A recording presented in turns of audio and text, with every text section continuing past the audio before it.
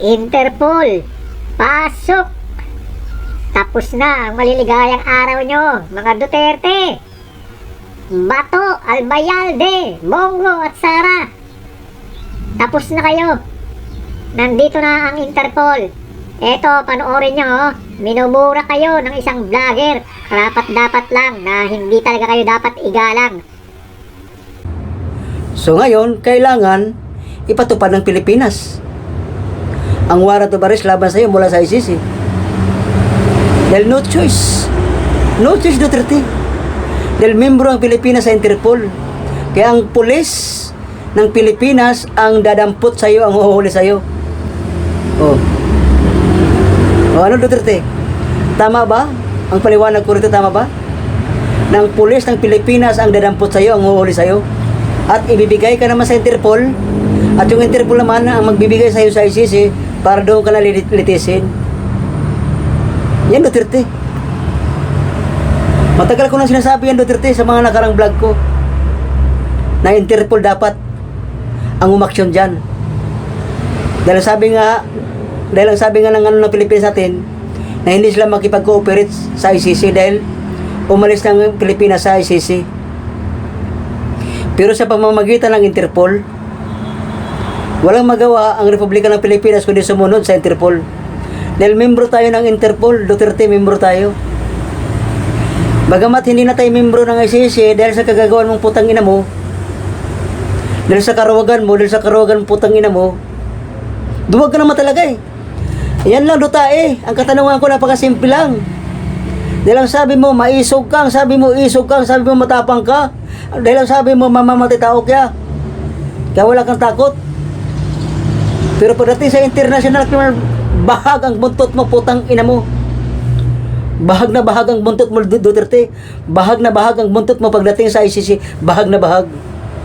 Kaya ka nga umalis dahil na bahag ang buntot mo, di ba? Kaya nga umalis ka sa ICC dahil nabagang buntot mo, di ba? Tang ina mo. Dapat yung katapangan mo, Duterte, dapat pinanindigan mo. Tapos sasabihin mo, makipagbarilan ka sa ICC. Putang ina mo, kumalas ka nga sa ICC, makipagbarilan ka pa. Putang ina mo. Sasabihin mo, makipagbarilan ka sa ICC. Putang ina mo, kumalas ka nga sa ICC. Kumalas ka nga sa ICC dahil sa iyong kaduwagan, putang ina mo. Yan lang Duterte, napakasimple na katanungan ko. Kung totoong matapang ka, kung totoong maisog ka, ang tanungan ko Duterte, ang katanungan ko, bilang mamamayan ng Pilipinas, ang katanungan ko sa'yo, bakit ka kumalas sa ICC kung matapang ka?